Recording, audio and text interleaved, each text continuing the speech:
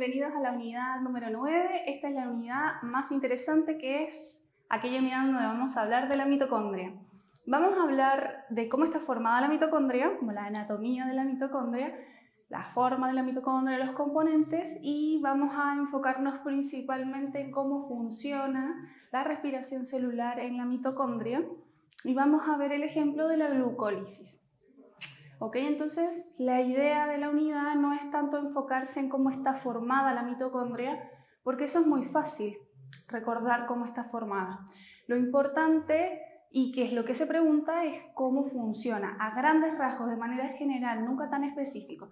Sin embargo, en esta clase quiero que veamos cosas puntuales, pero no con el fin de que sepan esas cosas necesariamente tan puntuales, sino con el fin de que entiendan cómo funciona, y cuando se enfrenten a una pregunta, entonces sepan deducir la alternativa correcta. Pero no tiene tanto que ver como con la memoria, tiene que ver más bien con cómo funciona la respiración celular y la glucólisis. Entonces vamos como con la anatomía de la mitocondria, ¿ok? ¿Cómo sería la anatomía de la mitocondria? ¿Cómo está formada la mitocondria? La mitocondria es una organela muy especial porque está formada por dobles membranas, ¿sí? Tiene dos membranas que cada una tiene dos corridas de fosfolípidos. O sea, si, por ejemplo, el endosoma o el lisosoma o el aparato de Golgi o el retículo están todos formados por una membrana, la mitocondria tiene dos. Tiene una membrana externa, que es esta que les he colocado acá, membrana externa. Y además internamente tiene una membrana, pero la particularidad es que esta membrana está plegada sobre sí misma y genera estas estructuras, ¿sí?, que tienen un nombre. Entonces tenemos membrana externa, membrana interna, y además estas formas que genera la membrana interna, estas ondulaciones, que tienen nombre y que se llaman crestas mitocondriales.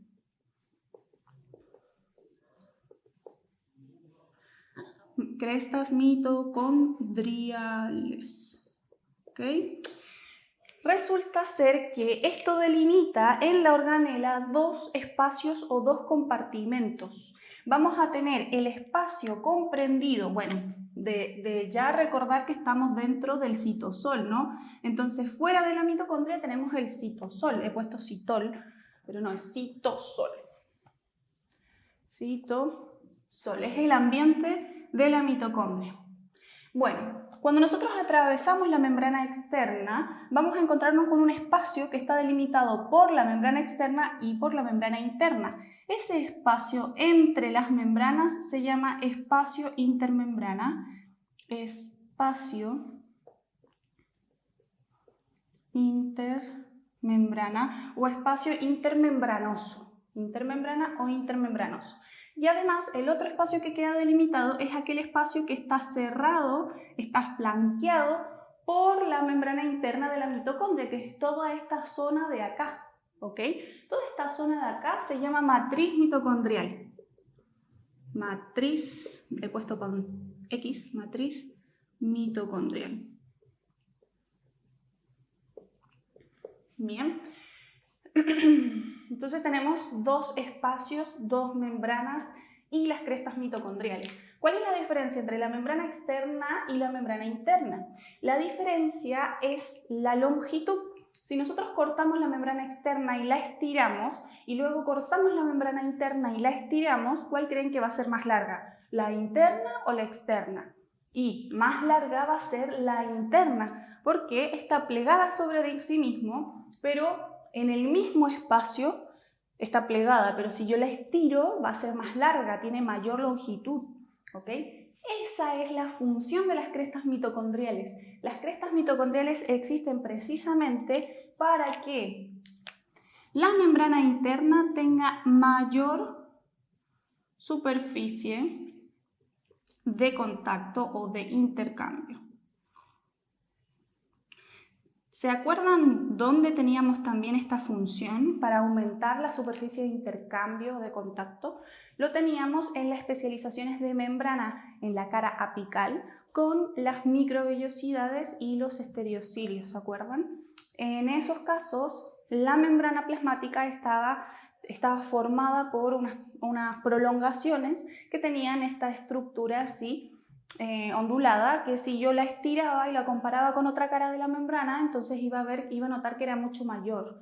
Esta es la misma función. Las crestas mitocondriales tienen por función aumentar la superficie de intercambio. ¿Por qué es tan importante? Lo vamos a ver en un ratito más. ¿Qué otra cosa podemos decir de las membranas? Podemos decir que, por ejemplo, la membrana externa de la mitocondria tiene una proteína transmembrana que es la proteína marcadora de la membrana externa, es decir, que yo aplico un identificador de esa proteína y donde me señalice esa proteína que la identificó, entonces yo estoy segura, absolutamente segura, que esa es la membrana externa de la mitocondria y no otra organela. Esta enzima se llama monoaminooxidasa. Monoaminooxidasa, conocida como MAO. ¿Sí? Es una enzima, es una proteína, tiene naturaleza proteica. Y ahora más importante, y probablemente después de estudiar para el ingreso la olviden, pero más adelante se van a acordar, en fisio se van a acordar, porque la monoaminooxidasa se encarga del funcionamiento de los neurotransmisores en la conexión sináptica. Sí, tiene un papel importante ahí al momento de degradar ciertos neurotransmisores. Eso es lo más característico que tiene la membrana externa. Sin embargo, la membrana interna de la mitocondria está llena de proteínas transmembrana y otras proteínas que no son transmembranas, sino que están ocupando una zona de la membrana y que tienen actividad enzimática, muchas de ellas. Son canales y son enzimas, ¿sí? Esas proteínas son muy importantes, entonces las voy a dibujar acá como puntitos rojos y las voy a ir señalizando abajo. En todas las crestas mitocondriales están ubicadas estas proteínas que vamos a mencionar ahora, ¿ok? Entonces en cada una de las crestas tenemos muchas series de estas proteínas. Cuando habíamos dicho que las crestas mitocondriales tenían por función aumentar la superficie de intercambio, es precisamente también para aumentar el espacio en el que podemos agregar estas enzimas. ¿Cuáles son estas enzimas que tenemos en la membrana interna? Vamos a tener una enzima, una proteína que se llama NADH deshidrogenasa. Genasa y deshidrogenasa. ¿Se acuerdan cuando veíamos enzimas? Si no se parten a ver de vuelta enzimas. En enzimas teníamos que primero, para identificar cuando una molécula era una enzima o no, la reconocíamos por cómo terminaba. Cuando termina en asa, sabemos que eso es una enzima. Si esta se llama NADH deshidrogenasa, entonces es una enzima, es una proteína con actividad catalítica. Segundo, de las enzimas cumplen diferentes funciones y de acuerdo a esas funciones tienen su nombre, ¿cierto? Esta se llama NADH deshidrogenasa. ¿Qué creen que hace? Sí, tiene por apellido deshidrogenasa. La NADH deshidrogenasa es una enzima que va a sacar hidrógenos. ¿A quién le va a sacar hidrógenos? ¿Cómo se llama? ¿Cuál es el primer nombre de esta enzima? NADH, o sea, todo el nombre de la enzima te está diciendo lo que hace y cuál es su sustrato y qué le va a hacer ese sustrato. ¿Ok? Capaz que ahora no tenga importancia, sean como palabras vacías, pero después cuando veamos todo lo que es glucólisis, se va a entender cuál es la importancia de esta enzima. ¿Cuál es la otra proteína que vamos a encontrar en la cadena, perdón, en las crestas mitocondriales? Lo otro que vamos a encontrar se va a llamar succinato deshidrogenasa. Lo mismo, si termina en asa, entonces ¿qué cosa es? Una enzima. Si tiene por apellido deshidrogenasa, ¿qué hace? Deshidrogena, saca hidrógenos. Y si tiene por primer nombre la succinato, entonces parece ser que el succinato es el sustrato de esta enzima. Es decir, al succinato le vamos a quitar los hidrógenos. ¿Cuál es el nombre de la otra enzima que vamos a tener en la membrana interna? Otra se va a llamar complejo complejo BC1. Es un nombre feísimo, pero lo tenemos que conocer.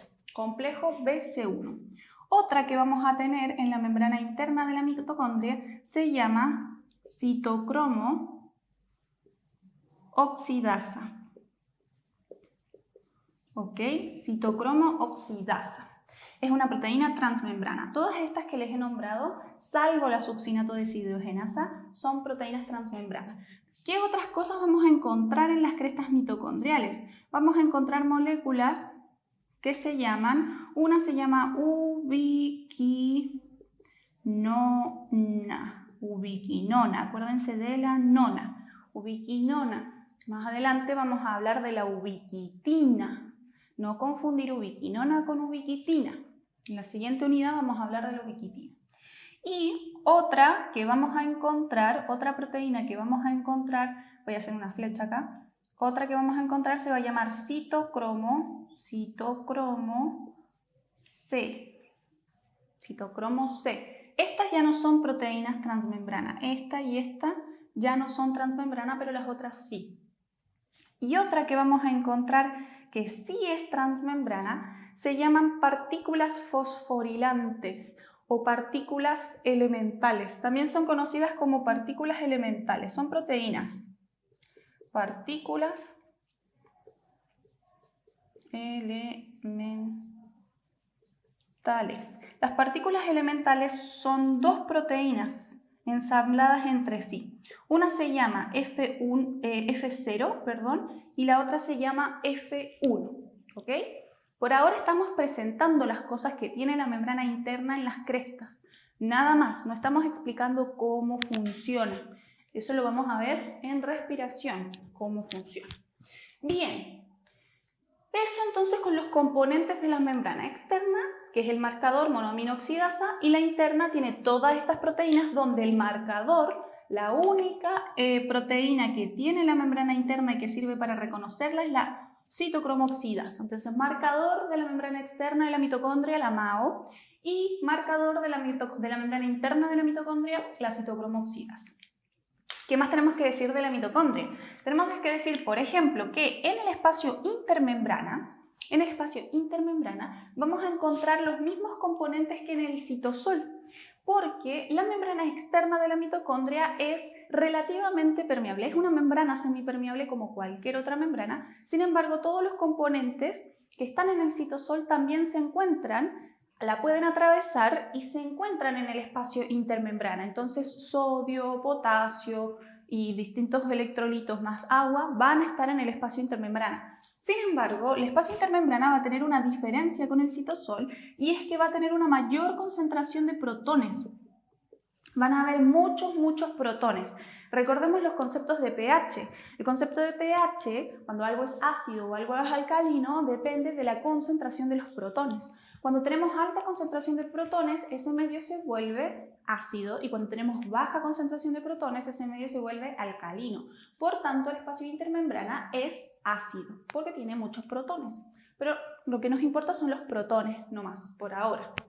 ¿Qué otra cosa tenemos que decir? Que la membrana interna de la mitocondria en contra de la membrana por el contrario, que la membrana externa de la mitocondria es altamente impermeable, a diferencia de la otra.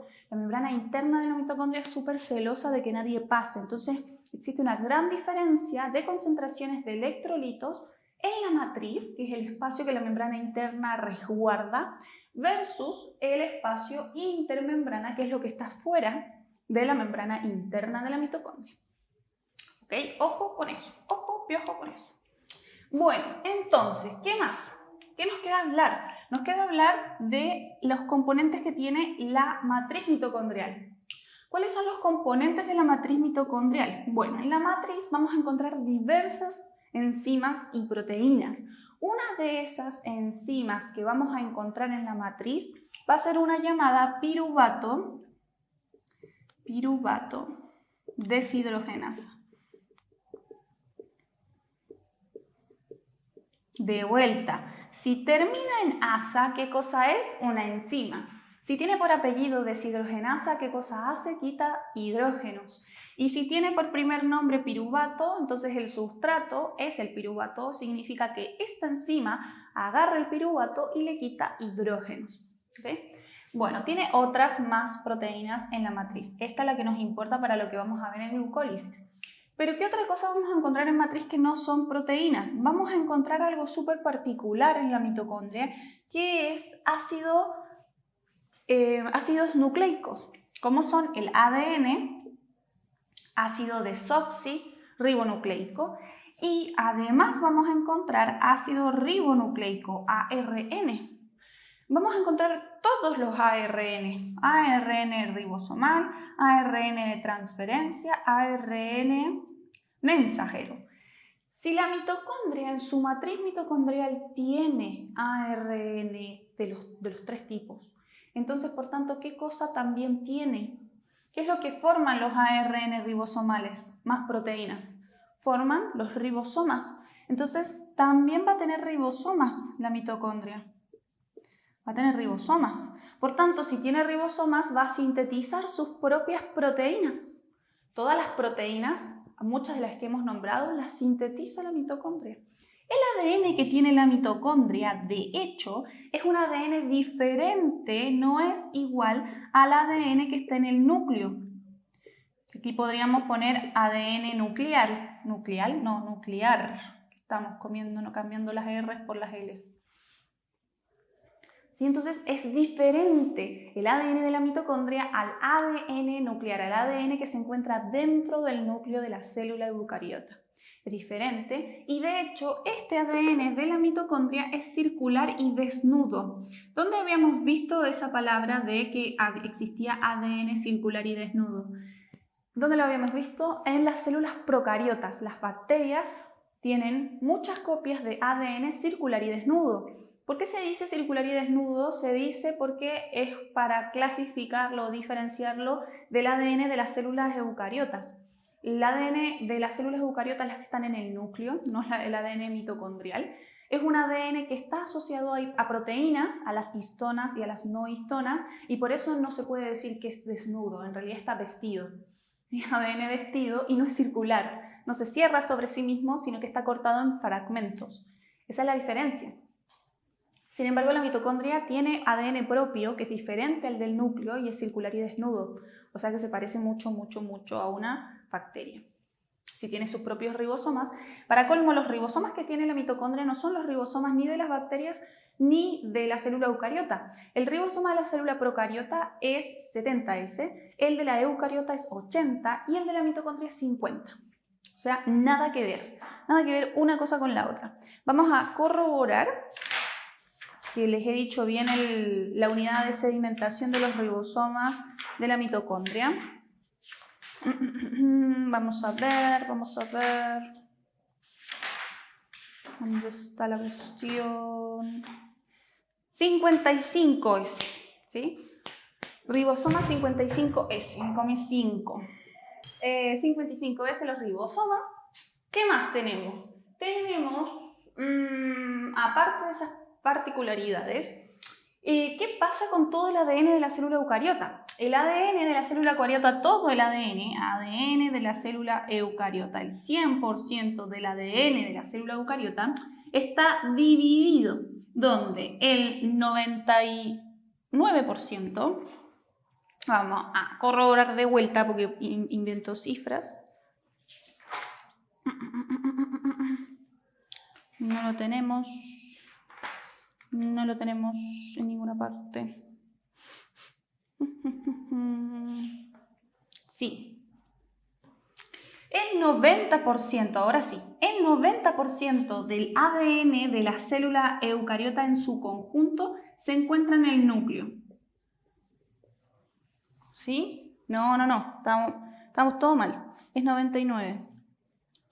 Mis momentos de Alzheimer, olvido esas pequeñas cosas. Puedo recordar todos los nombres de las enzimas que están en la mitocondria, pero no puedo recordar los valores. Ahora sí.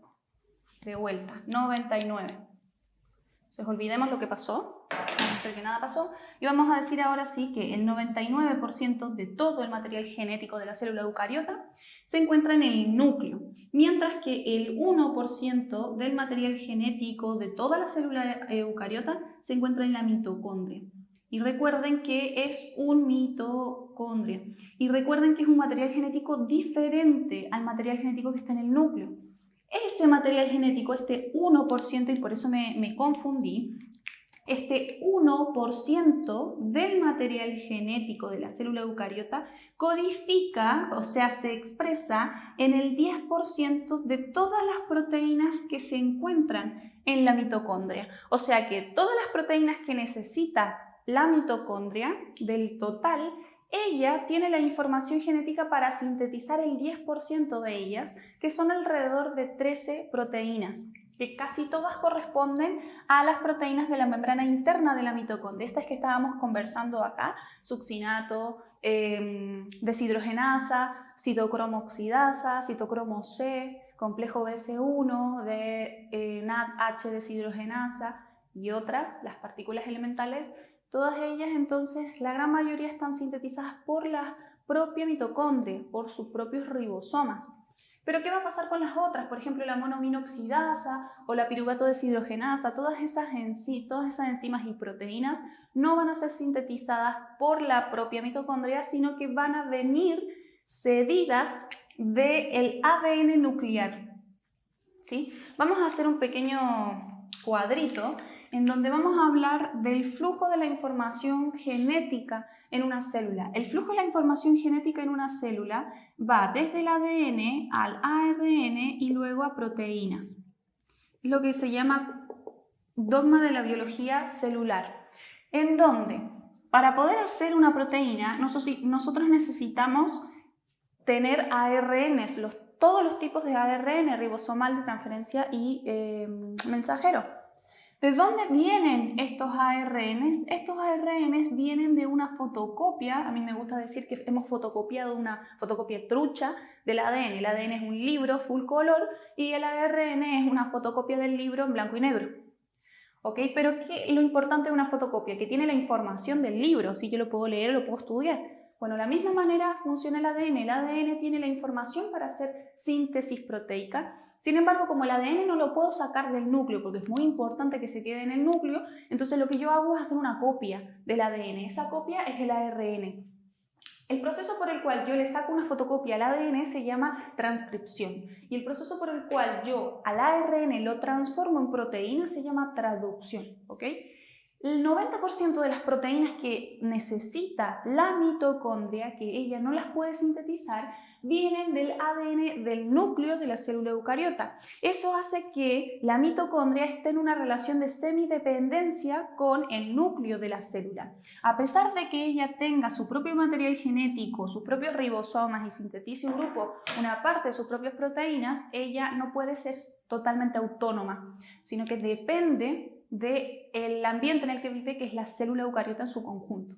Por eso las mitocondrias se consideran organelas semiautónomas. Además, porque las mitocondrias tienen una característica en común con las células procariotas, y es que ellas, las células procariotas, se multiplican por fisión binaria o amitosis. Lo mismo con las mitocondrias. Cuando una célula requiere mucha síntesis de ATP y se necesita generar más mitocondria, la propia mitocondria se divide en dos clones de ella misma. Y esa es la manera en la que surge por fisión binaria. Además de eso, de que tiene ADN circularis desnudo, de que se divide por fisión binaria, la mitocondria tiene dos membranas, o sea, eso es muy parecido a cualquier célula procariota. Por eso la explicación del origen de la mitocondria es por medio de la teoría de endosimbiosis, que es lo que habíamos visto al principio de los videos cuando hablábamos de las teorías biológicas. Y ahí habíamos mencionado la teoría de la biogénesis, abiogénesis, y dentro de todo ese contexto la teoría de la endosimbiosis, que explica el origen de las células eucariotas y de por qué tienen una mitocondria, por qué tienen un tipo de organela de esta manera. Bueno, entonces, quedando claro que se parece mucho a una célula procariota y más o menos habiendo presentado todos los protagonistas de esta historia, vamos a empezar a conversar sobre lo que ocurre en la mitocondria. La mitocondria tiene por función generar ATP. Ella agarra el ADP, el adenosín difosfato, y lo fosforila, es decir, lo regenera a ATP, adenosín trifosfato. Esa es la función. ¿Cómo lo hace? ¿Cómo lo hace la mitocondria? Entonces acá lamentablemente yo tengo que entrar a borrar el esquema y hablar de lleno de respiración celular. ¿Qué podemos decir de la respiración celular? La respiración celular es diferente a lo que se llama respiración celular, pero es diferente a lo que nosotros hacemos cuando respiramos. Nosotros, cuando respiramos, inhalamos y exhalamos, y lo que estamos produciendo cuando respiramos es un intercambio gaseoso a nivel de los capilares, en el alveolo pulmonar, en donde la sangre intercambia el dióxido de carbono que viene de las células y recibe a cambio oxígeno. Ese oxígeno lo lleva a las células. Eso es lo que nosotros hacemos cuando respiramos. Pero cuando la célula respira, lo que está haciendo es oxidar, es desmembrar a las biomoléculas. Es decir, que la respiración celular es un proceso metabólico, en donde existen reacciones de ruptura y reacciones de ensamble, o sea, catabolismo y anabolismo a la vez. Pero ¿para qué hacemos eso? Nosotros agarramos en realidad la célula en su conjunto, agarra las biomoléculas, sobre todo las biomoléculas energéticas como los lípidos y los glúcidos, y los desmembren, los rompe los enlaces químicos que tienen esas moléculas por medio de oxidaciones. Recuerden el concepto de oxidación. El concepto de oxidación significa dos cosas. Primero, podemos agregar oxígeno, o segundo, podemos quitar hidrógenos. Cuando nosotros quitamos hidrógenos, estamos oxidando una sustancia y estamos en suma rompiendo enlaces químicos. Cuando rompemos enlaces químicos, las moléculas se reorganizan de tal manera que liberan energía. Esa energía que se libera se puede almacenar como energía aprovechable, como energía que podemos usar para hacer un trabajo útil. Eso es en el fondo la energía. La energía es aquella capacidad de poder hacer un trabajo útil. Entonces, cuando nosotros rompemos el glúcido o el ácido graso, obtenemos esa energía. Y esa energía nos sirve a nosotros para todos nuestros procesos. Pero la energía que necesitamos no la necesitamos todo el tiempo de la misma manera, la necesitamos fraccionada y en su justa medida. Entonces la almacenamos en el ATP. El ATP es la gran pila que tiene la célula para guardar energía y usarla en los momentos en los que necesita, en la medida en que lo necesita. Entonces, eso es la respiración celular. La respiración celular es la ruptura de enlaces químicos para poder obtener energía, y esa energía se almacena en el ATP. Esta es como la parte filosófica de la respiración celular. Entonces, la respiración celular se puede hacer, que es lo que ocurre en la mitocondria, se puede hacer, vamos a poner acá, respiración celular. Se puede hacer de dos maneras, ¿sí? Vamos a tener la respiración celular anaeróbica y vamos a tener la aeróbica. ¿Ok? Y acá recuerden que la respiración celular es oxidar enlaces, oxidar biomoléculas. Las vamos a oxidar, las vamos a desmembrar.